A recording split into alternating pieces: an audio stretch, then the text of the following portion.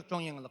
Yani uçurunu zamaniyleştirgen şu vaktki tok arkalık uçur yetkiliş vasıtasını Şinjan'ga tuncu kim ek geldi dese biz yanını aklımıza bayıpla diyeleyimiz. Onda başka zavutun mağazısını ügütüş için şu yerden kino aparat setivelip aynı vakitte Germaniyanınki kinoda üskünlerinki menişini kino aparatı konduruş arkalık onu ekip mesela Uygur ballağa erkekten kino hareketi bilen Uygur ballağı ders verip etken.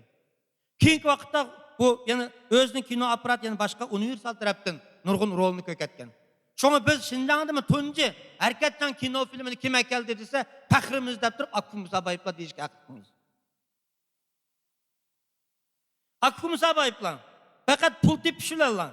Pul üçün lan. Şunu kıldı mı dese tövendeki bir kança misalda biz yani aklımıza bayıplanın ki pul depla onu kımıqalığını ispatlayalayımız. Bu milletimizin marifıga Uygurlar tarihinde aklı musabayiplerden töküp koşkallardan işkence birisini sanımak kıyınrak. Onundan mesela 1885 yılı İksak'ta Tuncu hazırkı Fanni Marif sınıfını açkan. 1885 yılı. Onundan 3 sınıf 4 okutukçu 100'den artık balını hazırkı Fanni Mektep Marif ölen okutuşunu yapmagan. Bunu aklı musabayipler şu vakit kılgan. 1904 yılı Hakkı Musa Bayıplan, Tursun Katarlık Dikhan'ın Uygur ballarından 6 balını çettelge çıkarıp okutup hep gelip, öz iksak geçilgen mektepke okutukçulukunu yol koyup, milli maharetini toncuk ettim. Çettelge okutuş çıkarıp hep gelip, yani özümüzden balların okutulgan işini Hakkı Musa Bayıplan melge şurgan.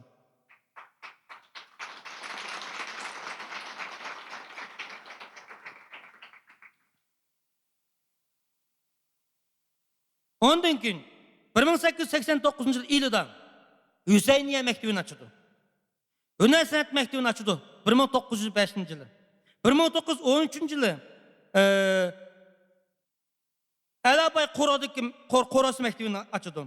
1924 yılı Dernek Mektebi'ni açıldı. 1928 yılı Murat Mektebi'ni tesis kılındı. 1927 yılı İksak'ta mektep açılgandan keyin şu yukarıda biz ismini atıp ötken Tursun Efendi'nin yetekçiliğine tenterbiye yani futbol sınıfını kurup şu vakit Uygur balları futbolda meşgullanıp keyinki şu vakitte Fransa, Rusya ve Şivisiya, Angliya, Fransa, Şivisiya Garip'teki 3 konsuldan teşkillengen Avrupa futbol komandası Kaşgar şehrinde musabıka düşüp yenip şu vakitte bütün halkına alkışa erişken.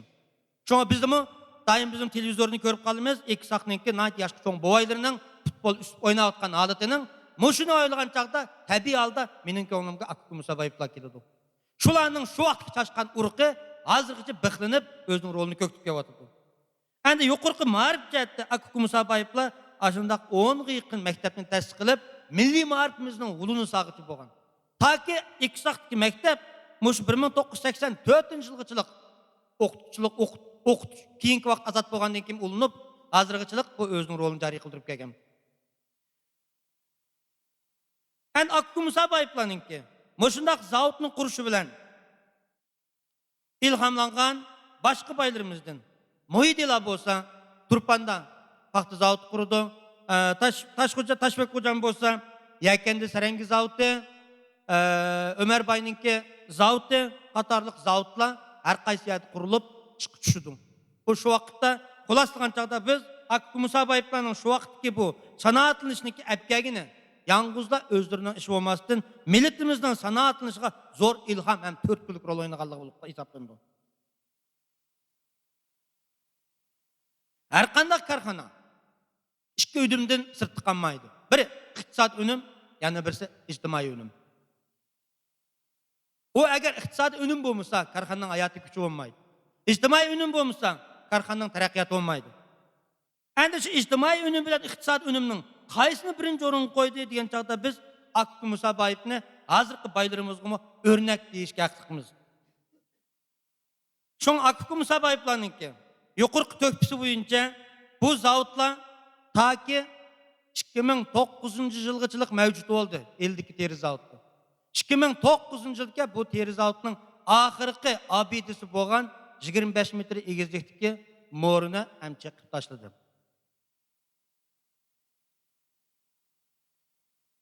Şoňgyçylyk bu zawod 100 yıl özünün mevcutluğunu sakladı. 100 yıllık abid süptede mevcut olup geldi. Gerçi bu zawod çıkılıp, onun murs örülgen bilen, mana biz bugün bir yanı sözlü avutduğumuz, Akkı Musa Bayıplan'ın royu aman bizim kalbimizde men götürdüm. Endi hazırkı milli karhançılığımız doğrusudan. Parti 11. kurultay 3. umumjygynyň keyin döwletimiz ıslat etçilisi yol koyulup, milli karhançılığımız üçün yeni bir devir ep geldi dep garayman. Endi 49 yıl azat bolduk, azat bolgandan keyin 53. yer islahat boldu, 56. yılda hususi mülk sosialist özgertiş boldu. Aslideki mülkçülükniki ornu özgürüp, devlet igilik karhanlar hakikaten vücutga geldi. Devlet igilik karhanınki nurgunu da Uygur karhançılarımız hem yetildi. Uygur işçilerimiz, melikilik işler hem yetildi. Bırak bunun karakteri devlet igilik karhanı süpütü bilen sosyalistik kuruluşka zor törpü koştu. Şu devirde Akkı Musa Bayıplan'ın bu zavutumu asliki Gumsıkayın bop özgerdi keyin devlet igilik karhanı bop özgürüp ketdi.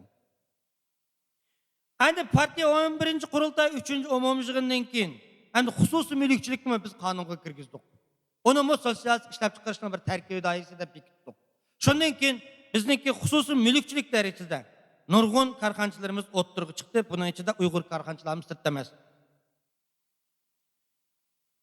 Destapkı içi islahatta bizdeki Uygurlardan heyli bir türküm baylarımız yetildi. Ola kim o diyen çağda asasen Suudi ticaretle şogullanğıçylar.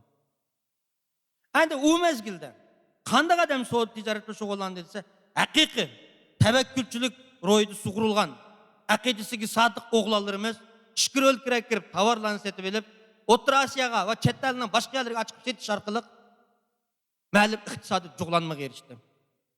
Iqtisodşunaslıq nazariyasine etken vaqtda her kandak sanat kapitalınınki aldınqı şartı çokum Suudi kapitalının joglanması buluş gerek. Ma'lum Suudi kapitalının joglanması bolmay turup, sanat kapitalının ötüş mümkün emas.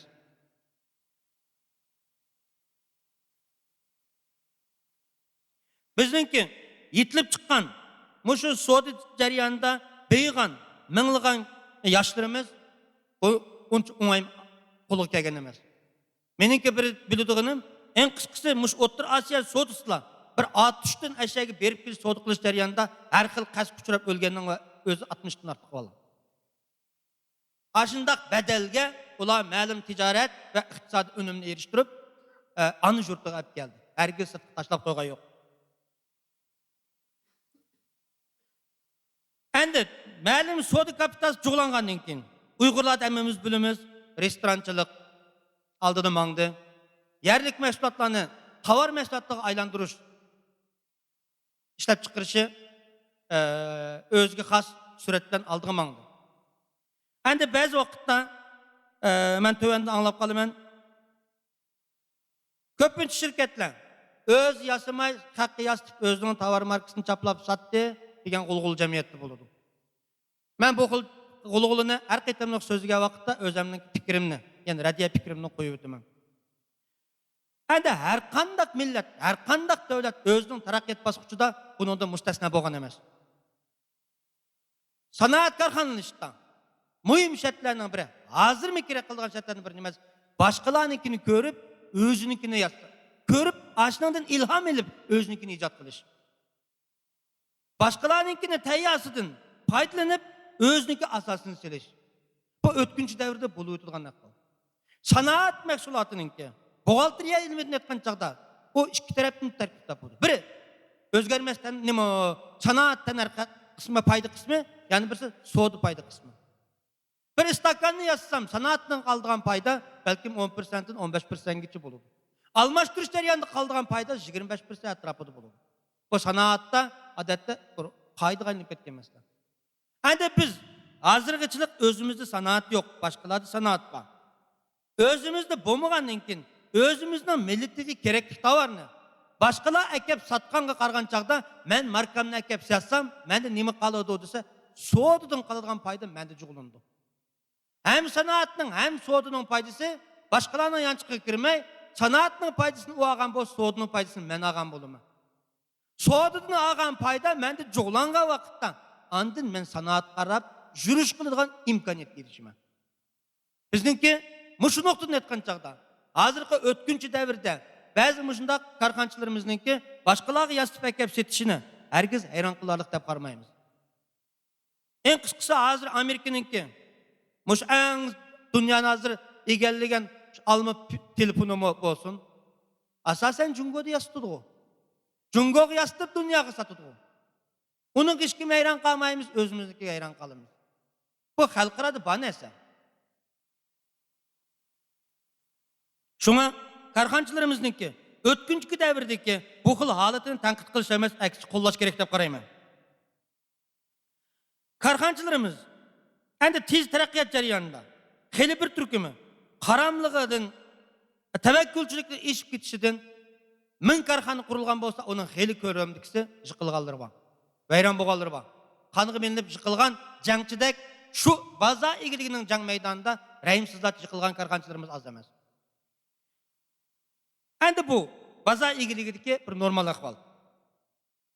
Çünkü baza egiliginin özü bir rahimsizlik. O bir jang. Onda buludu iken, yengiçi buludu iken, yengilgiçi buludu. Şunun içinden azimetlerimiz kavlanıp çıkıdı. Bırak bizden milletimizden, muşu menin özlemden karşı etken çağda bir hadisi var. Neme degen çağda? Bizninki ma'lum ticaret kirip, tevekkül kılış arkalık. İktisadi önümge erişip ma'lum pulgu toplanganlardan bilim asas acizlik meselesi var. Bizden bazı ziyalilerimizden bilim nezriye asası var, lekin onun toplangan pulu yok. Bu iki güç birlik gelmey ayrı mahallette hazırlıkçı mevcut olup geliyordu. Aslında bu iki güç birlik gelgen vakitte nahitlik güç buladı. Bunun devamlı ayrılıp duruşu ikili taraf, yani milletimiz için bir çoğun yokutuş. Hazırkı milli karxançılığımızda etken çağda uçura otkan bir qancha meseleler var. Biri, kesbi seviye, meblağ, başkuruş tecrübesi, melikilik işlem meselesi, hemkarlık royu meselesi katarlık nurgun cihetlerde görürüz. Muşu meseleler uçura otkan kıyınçılıklarını biz her xil vaysap kaynıgandın biz akki musabayiplarının royuga bir iltica qıp baksak deymi. Şular siliş tuğan çağda şular kanda hal kıgan boğuydu. Yukarı sözler öttük. Oğutkuş tektip kılıp melikilik işçi yaratsa, chattelge çıkırıp okutup ekip balı terbiyelise, hemen esin chattelden ekilip, setivilip, kuraştırıp, şu kıyının içinden kanda hal kıldı, bizninkiden 10 nesli hatta 100 nesli kıyın akvalını hal kıldı ola. Onun karganda hazır devrimizde çok. Bopmamış içi ütüşten keyin, her yılga mınlap Uygur balları Ali Marif'ten terbiyelenip çıkıvadıdı. Doğru ben düşünümen. O balla çıkkan aman bizge gerekliş natayın. Bizning karxançılığımız derhal özü gerekliğini izleydi. Hiç bulmaganca onunki ma'lum nazariya asası var derecedeki ali ma'lumat ega bo'lib chiqqan balla. Bu ballanın biz yeterlik terbiyeleş ve faydalanışını bildiğimiz o cemiyetke milletimiz koşkan tökümüz olup kaldı. Şuna akıkı musabayiplarının aynı vakitteki şu kıyın yol yok vakti yol yasıdı. Teknik yok vakti teknik terbiyeledi. Başkuruştu akıkı musabayiplar hiç kayısı ali ma'lumat emez. Ulan o vakti Uygurlar ali ma'lumat mı yok? Şundaq ahvalda neme üçün kılalı dese, ular bilim hürmet kılalıgan. Çetelden kelgen injinerga hürmet kılalıgan. Hatta Germaniyelik o mutaxassisni netçi aşkil uzun vaqtçılık muş zavodda xotun ballarını ekep kapqagan o. Neme üçün aşının ko'nglini tutgan. O halap şu yerda kaldı. Halap Uygurlar ziminida özününki texnikasini müşaga işletdi, müşada aş zavodni menisini kapalık kılalı. Akıkı musabayiplar şunu amelga aşıralıdı. Neme? Şu injiner, şu alim, şu mutaxassisning ko'nglini tutalıdı. Tutalganlıktan bu özünün işlemini ravajlandıralıdı. Şu vaqtdagi akıkı musabayiplarning buğaltırlık kesbi, kasırlık kesbideki hazır bazı materyallar saklangan hazırgıcı var. Şu materyallardan qarsak hazırkı zaman buğaltırlığıdan çoğun fark qilmaydigan halda Avrupa'nın endisini köçürüp kelip zavod başqara algan. Şular okumagan, neme üçün kılalıdı? Ular xalqnikin ködü. Yenilik qabul qilish ideyasining kuchligidan shuni amalga oshiradi. Bizning hozir ba'zi baylarimiz var. 4 tanga pul topgandan keyin hech nima uning nazarida emas. Hech nima uning nazarida u o'ylagandek emas. O pulga shunchalik zo'r ishnidir. Mening nazarimcha pul oxirida u uning qiladigan boylik qiladigan narsa emas. Ben ben biraz vakit chet elde işledim. Yani qo'shma korxona qurgan, shuningga mas'ul bo'lib, shu vaqtda bir kitob o'qiganman. Shu kitobda puldorlik san'atida shunday bir qoidani chiqarib ekan. O qoidadan 20 yoshdan 50 yoshgacha bo'lgan 30 yilda 100 odamning ichida 20 pul tepib beydi deb. 50 yoshdan 70 yoshgacha 20 ichida 16 puldan ayrilib qoladi deb. Faqat 4 qoladi, 16 ning o'rniga yengisi chiqadi deydi. Bu xalqarалық statik jarayonni kelib chiqqan natija ekan. Endi pul ashundaq onu saqlash, ishlatish, onu ijtimoiylashtirish bizga eng yaxshi o'rnak bo'lgan, ya'ni Akif Musaboyevlar silish tursak, garchi ularning puli yo'qolib ketgan bilan, u pul ijtimoiylashib millatimizning uluniga aylanib ketgan. Ro'yitiga aylanib ketgan. Shuning uchun u pul yo'qolgan emas. Şu pulni tekki qilib yotgandan ijtimoiylashtirish, millatning qiyniga singirib o'tish kerak. Bu pul uning mangulik turadi.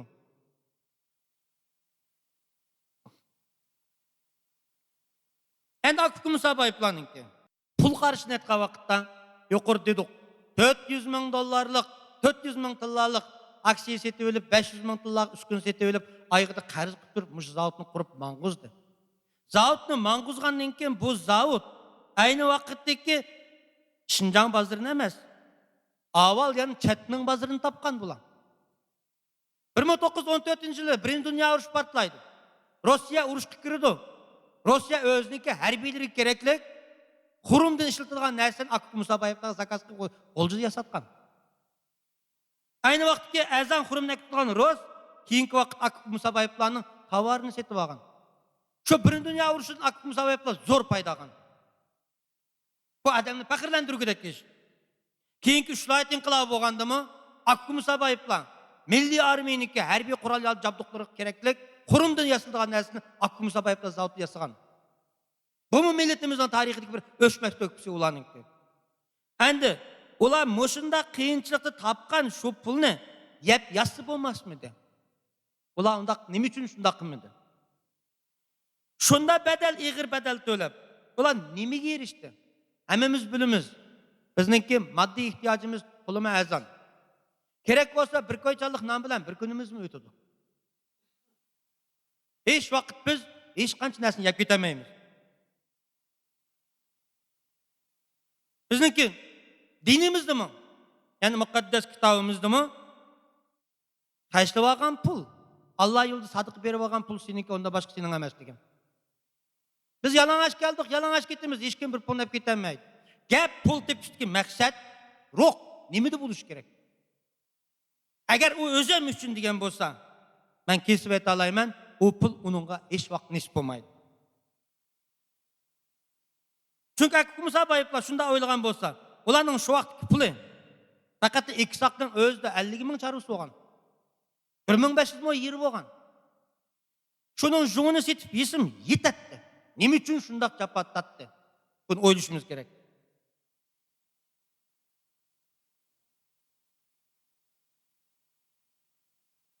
Şunu biz Akif Musaboyevlar nuqtasini so'zlagan vaqtda ko'proq ularningki asli mayitiga kirsak, Akif Musaboyevlardagi oliy janob ruh nimasi? Vatanga, millatga, jamiyatga atagan o'zini. Mush ruh bo'lganligi uchunlar ularga shundoq jur'at, shundoq qudrat, shundoq jafoga chidaydigan, hammaga imkoniyatini, qiyinchilikni har qanday yengalaydigan shu xil ruh paydo bo'lgan. Mana bu ruh ularga shundoq kuchli qudrat ato qila olgan. Ular jamiyat uchun, millat uchun deb o'zini shundoq fido qila olganligi uchun ishlarini o'ngtatgan. Endi shu ruh degan vaqtda biz nimani ruh deb tushunamiz? Ana bizning e'tiqodimizni aytgan chaqda ruh demak hayotlik demakdir deyiladi. Ruhul tanning birlashishi hayotlikning boshlanishi, ruhning tandan ayrilishi hayotlikning oxirlashishi. Endi bir ruh demak, u faqatla bir o'ziga xos bilan yashasimi, umi bir hayot. Shu ruhni jamiyatga, millatga va butun insoniyat uchun sarf qilib yashasimi, umi bir hayot. Endi hozir korxonchilarimizdan Zamonaviy korxona boshqarishni ta'kidlagan chog'da muhim bir masala o'tirg'i tushdi. Unda bo'lsin emas, korxona madaniyati degan hukm. Korxona madaniyati bu korxonaning hayoti. Madaniyati yo'q, korxona yo'q. Hamma korxonaning madaniyati bor. Gap bu madaniyatning qanday madaniyat ekanligida. Korxona madaniyati degan chog'da korxona madaniyatining tuguni turadigan narsa nima deyilgan chog'da korxona madaniyatining tugida turadigan narsa qimmat qarashi. Qimmat qarashi qanday bo'lishi shu korxonaninki istiqbolini belgilaydi deb qarayman.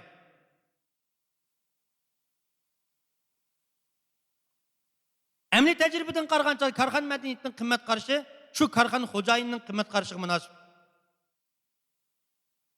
Endi biz qimmat qarash degan chog'da biz g'arbning qimmat qarashini aynan yoki sharqning qimmat qarashini aynan emas, biz o'zimizga munosib qimmat qarash yaratishimiz kerak. Masalan, g'arbning qimmat qarashi aytgan pul tepishda vosita tanlamaydi. Uyg'urlardachi, ya'ni islomga e'tiqod qilgan xalq cho'qim halol haromni arish kerak. Pul tepishda vosita tanlaydi. Bu qimmat qarashining o'xshamasligi, ularnikining aynan ko'chirib kirish bo'lmaydiganligining isboti. Biroq ularninki qimmat qarash haqidagi nazariyasining sistemasidan foydalanishimiz mumkin. Ya'ni biz mush ishni qilmoqchi bo'lsak, kim uchun, nima uchun qilamiz? Buni aniq bilishimiz kerak. Hozirgachilik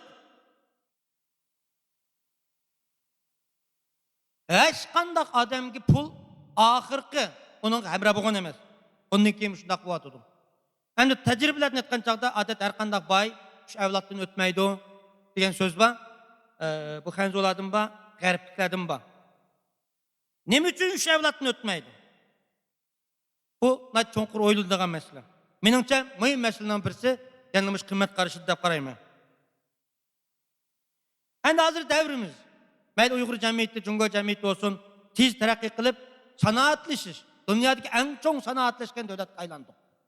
Dunyoda ikkinchi o'rinda turadigan iqtisodiy davlatga aylandik. Davlatimiz shunday. Endi Yevropaning tajribasini aytgan chog'da sanoatlanishni 300 yilda amalga oshirdi. Davlatimiz bo'lgan bo'lsa 30 yilda amalga oshirdi. Biz cho'ng iqtisodiy kuchga ega davlatga aylandik.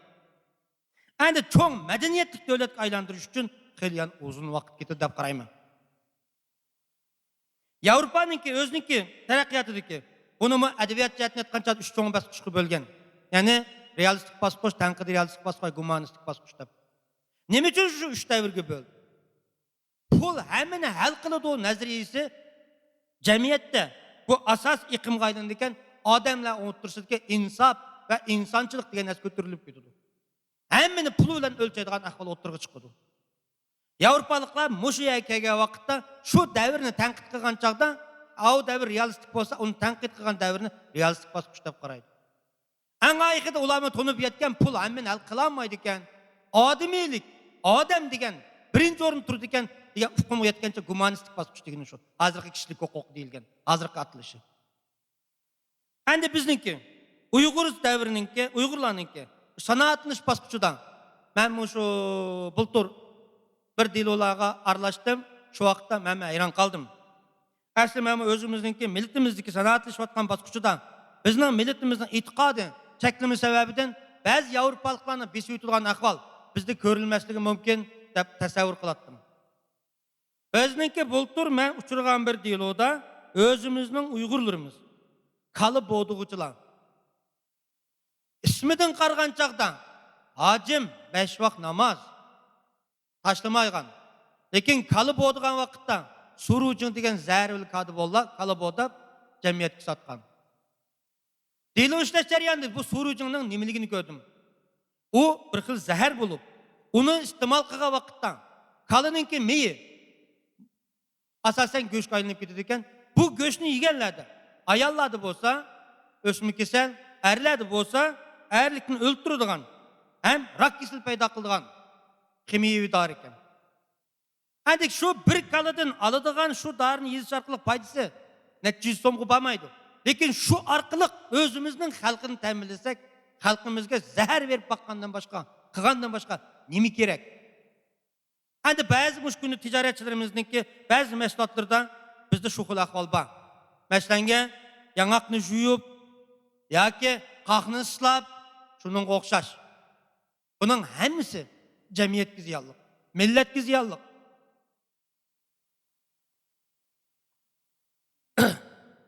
Biz eğer kıymet karışımızını, özümüzden milli kıymet karışımızını halal ve haram nara edikemiz, insaniyetki bunda ziyanlık kıldığın dersini bizim karxançılığımız kılmaslık gerek idi.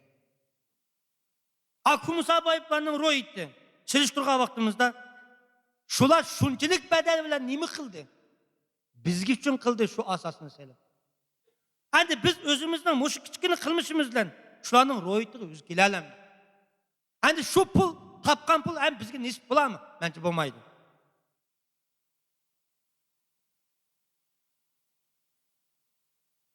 Çoğu biz Akı Musa Bayıplarının ki royunu ügenge vakitta, tahilqiga vakitta milletimizdeki muş terakkiyatqa zor ümit biğişlaş bilen birge körülüp atkan muşkul ahvallarga qarata hammamiz birdek qarshi turishimiz gerek.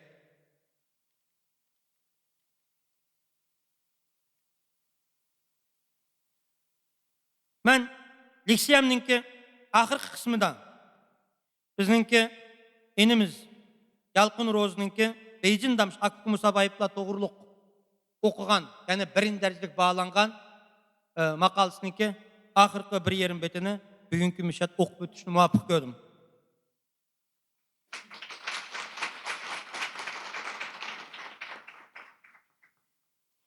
Bu makala hem de Akı Musa Bayıplarının 9 töküş deyilgen. Yalqın Roz öz makalısının ahırda şu Musa Bayıplarının royunu yaratış degen kısmıda tövendikilerini bayan kılıdı. Meşhur sol sanatçı, terakkiperver karxanıcı Akı Musa Bayıplar özlerinin öşmez tökpüleri ve tesirlik işleri bilen Musa Bayıp cemiyetinin namını meşhur kılıp okanmay, belki bütkül Şinjan'ın sol sanat, medeniyet, marif tarihida şanlık sahip yaratkan tökpükar azmetlerdir. Bugünkü evlatlar olanın bir kuluda milli sanatının bayrağını lepildetken, yani bir kuluda yeni marifinin meşrilini yılın çatkan Nuran obrazıga kalp kasırdan hürmet bilen orun verdi. Akı Musa Bayıplar bu öşmez uftuklarını kandak yaratkan bu yerdeki sır zadı nerede? Biz bu uftuklarının barlık gelişide rol oynayan mühim amillarının nimişkerlik üstüde astoydil oyunuşumuz zorur. Nazar dair tar, bazı kişiler pulu köp bolgaçka şunda kılalgan da bekmi yüzek oynuş mümkün. Hakikaten Akı Musa Bayıplar aynı çağda kattı bayladın idi.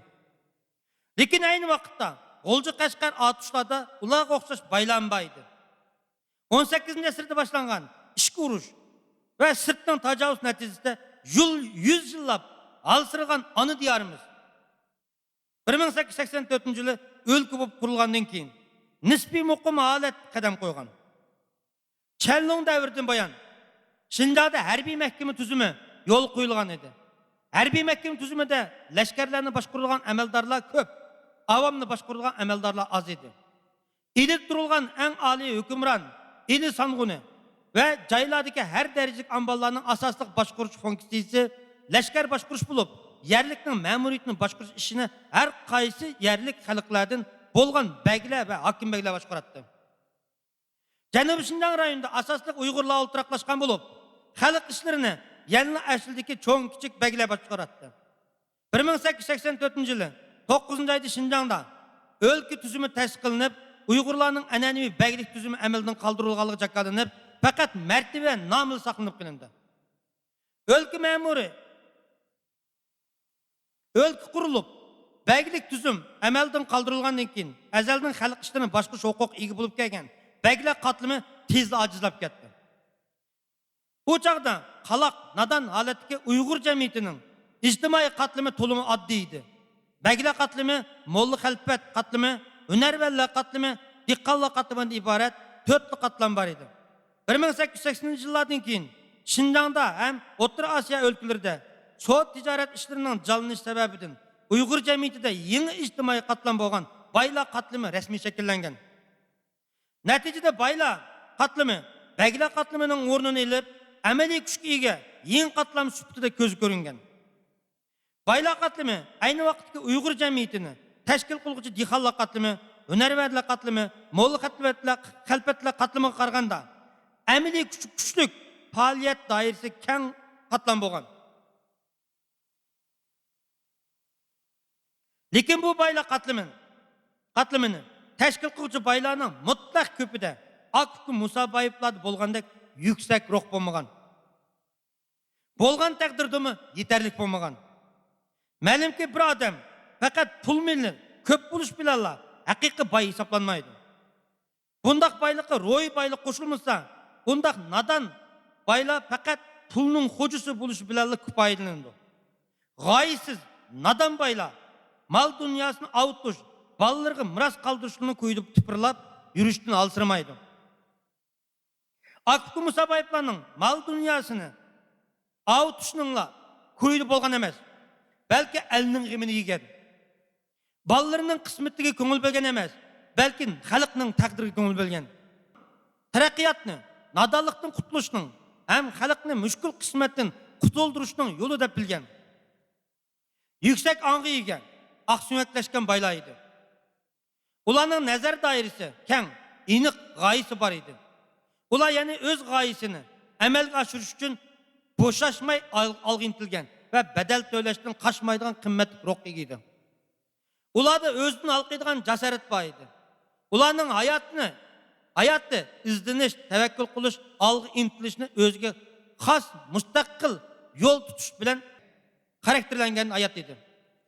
Ular xalq uchun yashashni hayotining mezoni qilgan edi. Xalq uchun sarf qilinmagan boylik asli qiymatini topolmaydiganligidan iborat. Haqiqatni cho'nqur tushungan Akif Musa Bayevlar boyliqni bor amal bilan jamiyatlashtirishga oldirgan edi. Ya'ni boyliqni jamiyatlashtirishga oldirgan edi degan bu so'z kuchli so'z.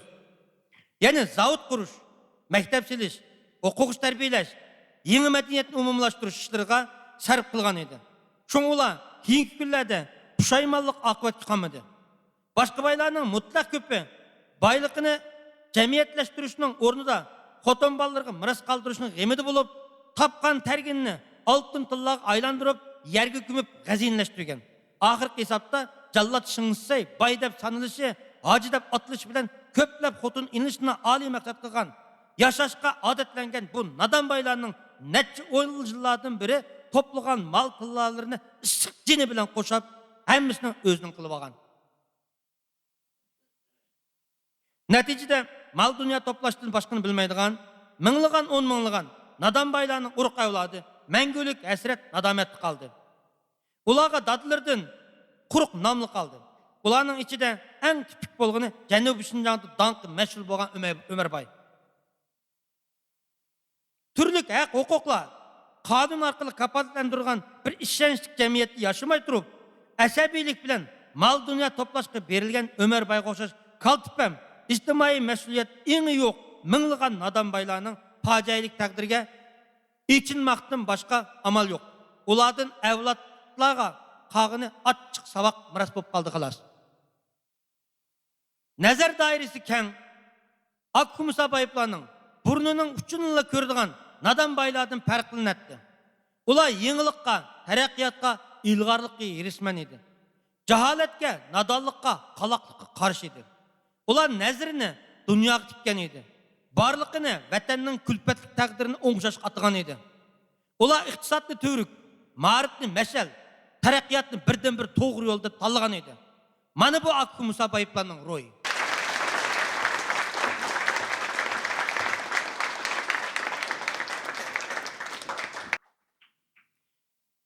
Jasorat va farosat nurlar bilan chaqnab turgan bu oliy janob ruh ulardan avlodlarga miros qolgan qimmatli boylik.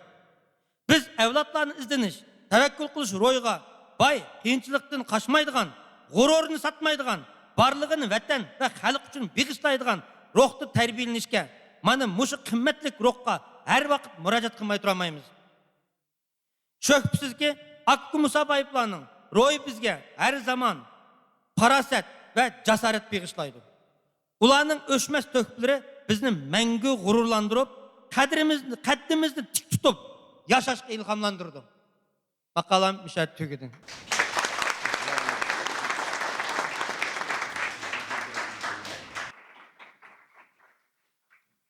Endi leksiya anglag'uchilarning qiziqadigan, mendan so'raydigan savollari bo'lsa, so'rasanlar, yana javob berishga men tayyor. Assalomu alaykum Mejid aka. Mening sizdan so'raydigan savolim.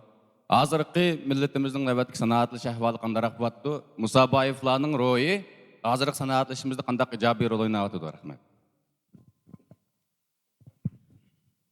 Mening o'zimning qarashimcha, hozirgi millatimizning sanoatlanishi dastlabki bosqichida. Ya'ni ibtidoiy bosqichdan azroq siljigan. Lekin hozirgi o'ttir bosqichga kirmagan holatda deb qarayman. Chunki bizda hozirgacha ba'zi mahsulotlarimizda an'anaviy mahsulotlarni ishlab chiqarish bo'lyotdi. Lekin uni zamonaviy mahsulot tusiga kirgizishda tuvandagi bir qancha taraflarga yetarli e'tibor berilmayotdi. Biri, biz o'zimizning an'anaviy mahsulotni zamonaviy mahsulotlarni tovarga aylantirishda muhim besib o'tilgan 3 masala bor. Biri, ya'ni mahsulotningki hunar san'at o'lchimini turg'izish. İkinci biri, mahsulotning sifat o'lchimini turg'izish. Üçüncü biri, mahsulotning texnik o'lchimini turg'izish. Bu 3 narsa bo'lmaganni biz mukammal tovar deb qaramaymiz. Ham qonunda ham shundoq, texnik jihatdan shundoq. Hozir bizniki ba'zi mahsulotlarimiz bor. Shundoq bozorga yoqidi, loyiqlashidi. Lekin shu mahsulot ustidagi tadqiqot deb birdiganlar intayin kamchil. Faqat ayndagi mahsulotni o'rab qachlash orqali bozorga chiqish ahvoli bor. Shuning ustida ishkirlab kirib izdinish. Ben bunday ilgari balkim ko'gninglar bilishinglar mumkin, televizorda non to'g'riliq ikki qatim nutq so'zlaganman. Bugun mishadiman, shu non to'g'riliq yana so'zligim keladi. Nima uchun degan chaqda biz non Uyg'urlarga